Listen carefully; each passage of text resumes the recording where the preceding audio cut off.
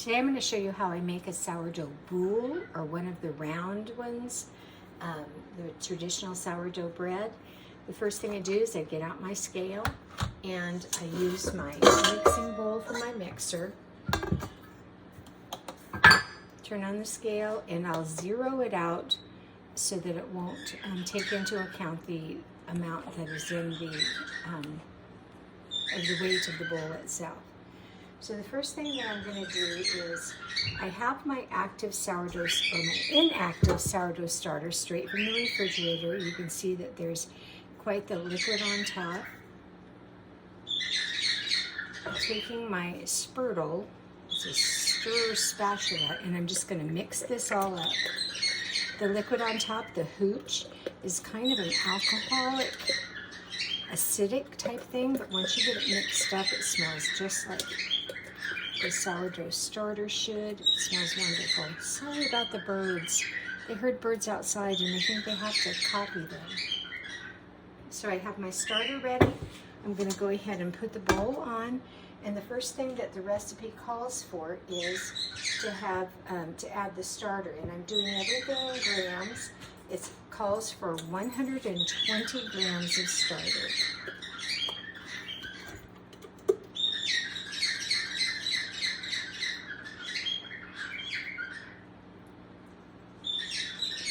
If I get too much, which I usually do, I just use I probably should use it instead, but I just use a little scoop and I'll scoop some out to get the amount that I need.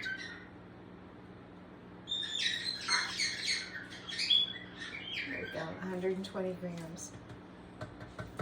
So there's enough in this jar for another loaf of bread, so I'm just going to stick it back in the refrigerator. So then after the 120 grams of starter, you'll do 12 ounces of water. And I use filtered water from the refrigerator, and I warm it just a bit.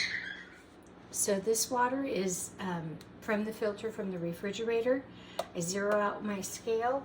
It asks for 12 ounces. That's 340 grams. So I'm going to add 340 grams of water.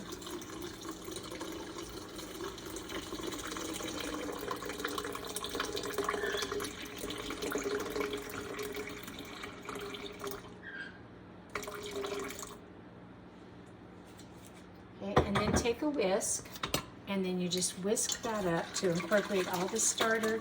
You dilute it into that water.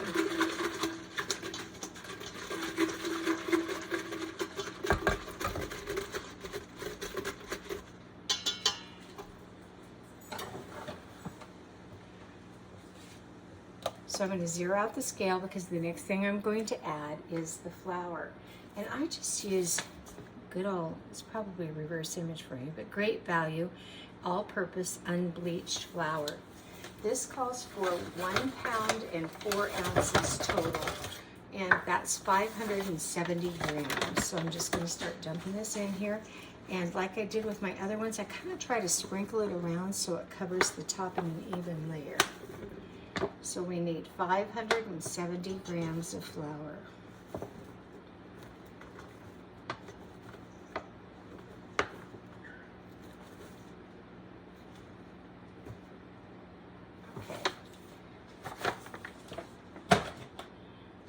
And then it also calls for 20 grams of salt, and some people think that's a lot, but I think it helps with the whole process of the fermentation that you do with the first rising overnight. So we need 20 grams of salt.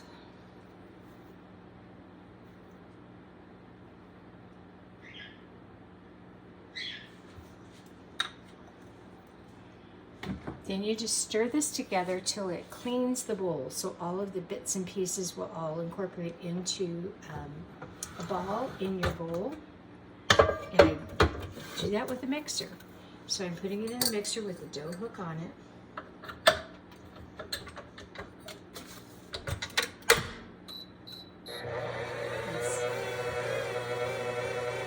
Stirring it together till it just cleans the bowl.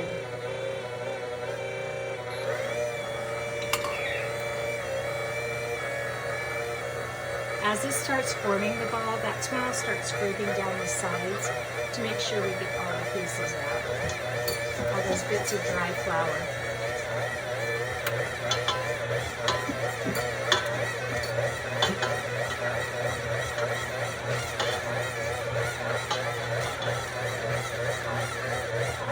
This isn't kneading it necessarily, it's just mixing it.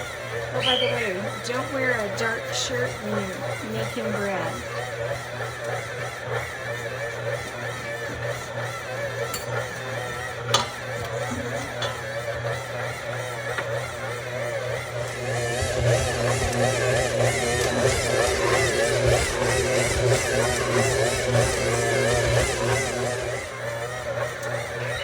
So after it pretty much clears out all the dry pieces, all the dry bits of flour off the sides, just take it out. And I use a silicone mat on my work surface. And so I'll go ahead and kind of hand knead it to get it into a workable shape so there's no more holes or anything in the dough at that time.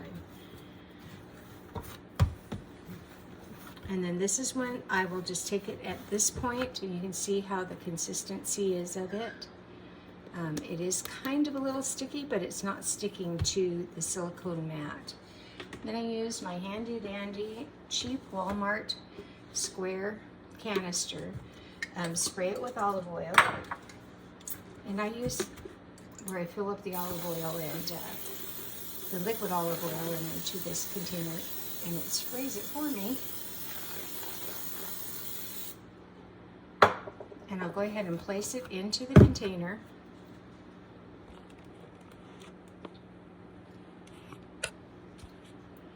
And then just kind of pat it down evenly so that it fills the bottom.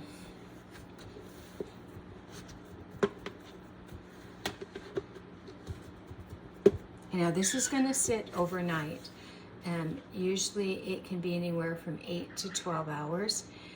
It is about 10:20 in the evening right now, and I hope to sleep in tomorrow. So my plan is to get up about 8 o'clock. So that would be that it's been 10 hours sitting. So we'll watch it throughout the evening. I usually use the same container so you can see where the level of the dough is already marked. To be double would go up to the top one. And if it gets a little more than that, that's fine. Also, I do not completely seal this. I've had it build up gases inside and pop the lid where it pops off more than I would want it to. So I go ahead and do 3 sides, give it the burp, and then just lift one of the sides up. So this is going to sit out for probably about 10 hours, and we'll see how it goes.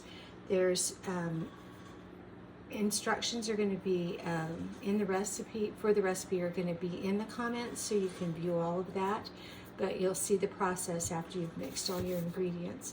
If you did want to add any inclusions to this, like jalapenos and cheddar cheese, or I've done cranberries and pecans, even cinnamon and raisins, I put those in right when I put the flour and everything in and mix it all together. So this is really a simple way, kind of a lazy way to do your sourdough, but it always turns out great.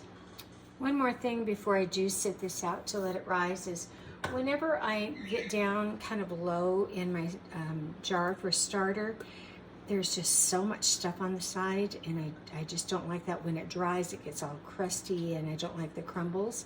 So usually what I'll do is just go ahead and break out a new jar. And this jar weighs 405 grams. So if I zero that out, I'll be able to tell how much starter I'm going to have in the new jar. So I try to scrape it down and out as much as I can so I don't get it all over the sides of the new jar, and just let it run.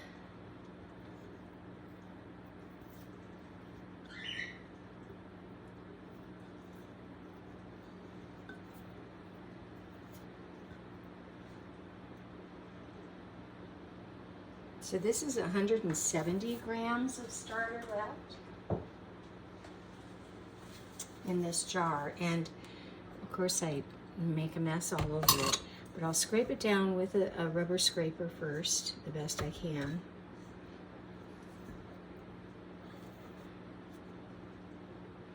And then get the wet paper towel to go ahead and clean those sides.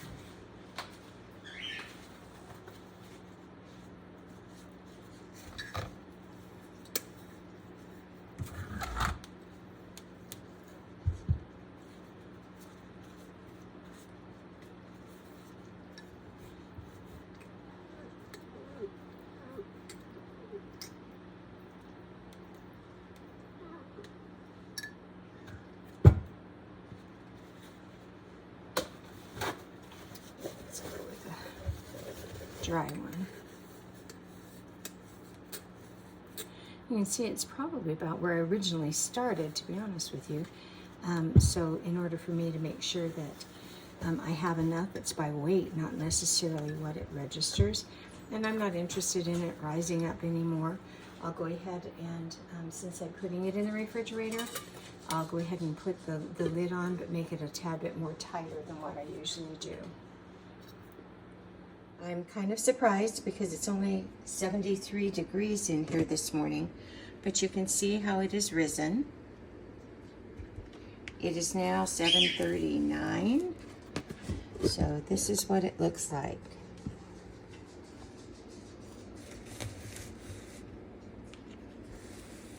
So it has risen overnight. It's now 7:43 in the morning, so it's not quite been 10 hours. You can do 12 to 24 hours even, but you can see that it has more than doubled. So the next thing that I do is, this is a banneton basket. It is made out of a reed material, and you have to flour it, and I've heard that you can do it with rice flour. So I mix this with water so that the rice flour will stick. And then I've just got a spice jar that I put brown rice flour in, and I'll just run it over it and then pat it around to make sure that it coats everywhere.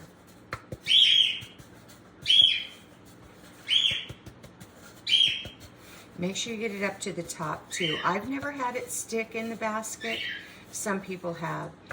Some people will even put there's a cloth, a fabric liner that goes with this in it, and flour that instead. I prefer this because I like to see the swirls of those ridges in my dough. So this is what it looks like when it's completely covered. Let me turn another light on here. And I'll set that aside. Then I'm going to add a little bit of flour to my work surface, and not a lot, just a tiny little bit, and I throw some off to the sides and make sure that my hands are floured, because I'm just going to dump this out onto my floured surface. And then with floured hands, I just kind of tuck and roll. I don't know if that's a term, but I'll tuck it under as I'm turning it around, trying to get the surface tension on the top tight. You can use wet hands for this too, but I prefer just to use a little bit of flour, and just make sure that the sides of your hands that you're sliding on are floured. And as it starts getting some resistance, you don't need any more flour under there, because you want that resistance to make it so it pulls tight on the bottom. And so I tuck and pull.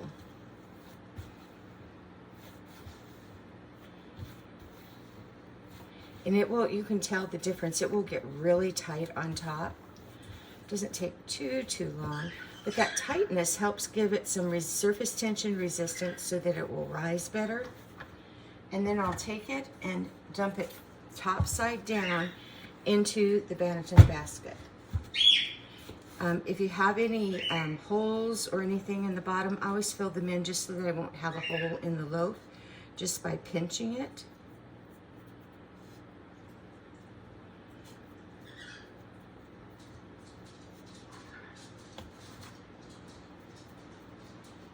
So I'll kind of pinch and roll to give it another little bit of tightness. So this is what it looks like in the basket. Then I will lightly flour it with the leftover flour that I have on my board onto the top, just so that it won't stick to the shower cap that I'm going to use to cover it.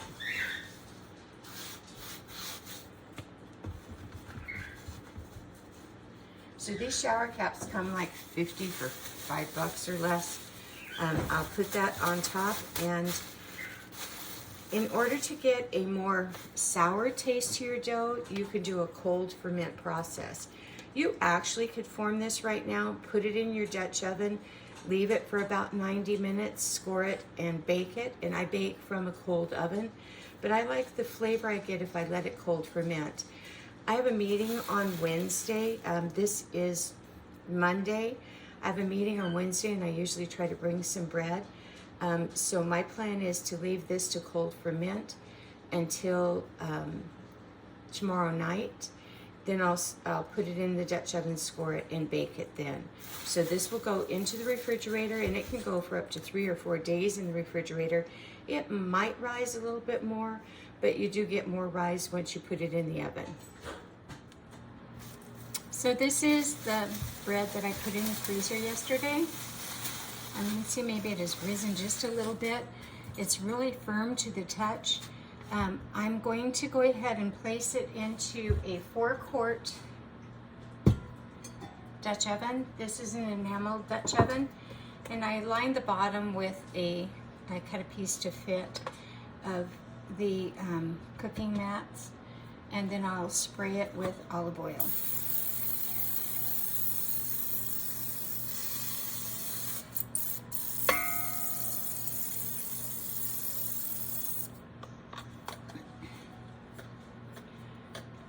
I'll turn this upside down into the Dutch oven, and I do bake from the refrigerator directly into the oven, into a cold oven. So you can see the way that the top is on this, and I place it down inside. Sometimes it'll get some clumps of that rice flour, and I'll just brush those off. Somehow I lost the video clip where I scored my loaf before I put it in the oven. But I just use a razor blade, or you can get a handle for the razor blade called a lame, spelled L-A-M-E, and I just do a big plus sign across the top. Make sure you go down about 3/4 to an inch, and that way it won't split open where you don't want it to. Then I put the lid on and place it in the oven. I do put it, a cookie sheet, an old cookie sheet in the bottom, and then I place the Dutch oven in the center. Shut the door, turn it at 425, and let it go for 45 minutes.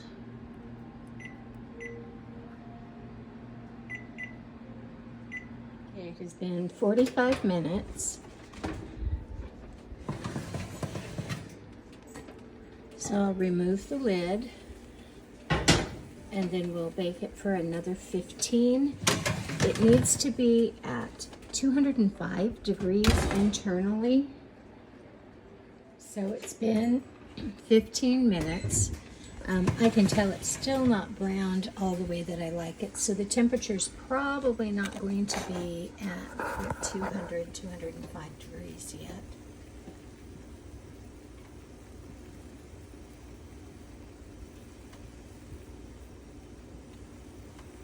I may be wrong.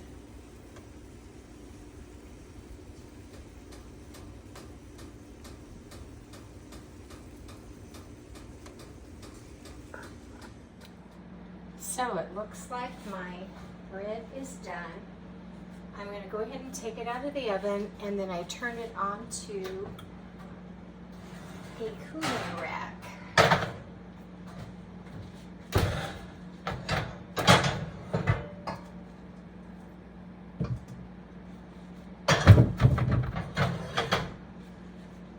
So this is the loaf. sometimes I get a higher rise than this.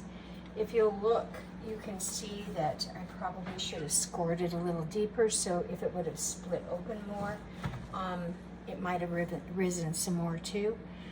But this needs to cool for at least 2 hours before you cut it. I usually wait overnight. So this is the sourdough boule or the artisan loaf.